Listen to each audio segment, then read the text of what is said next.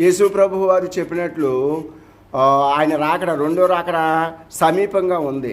ప్రపంచ పరిస్థితులు అలాగే ఉన్నాయి. వరదలు, యుద్ధాలు, భూకంపాలు, రోగాలు, కరోనా లాంటి రోగాలు ఇవన్నీ వస్తాయని ప్రభువారు చెప్పాడు. అవన్నీ నెరవేరుతున్నాయి.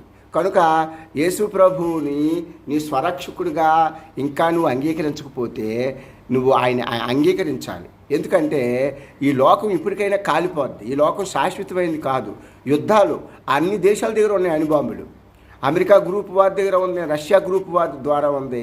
ఈ లోకం లయమైపోద్ది. లయమైపోద్దని యేసు ప్రభు వారు చెప్పారు.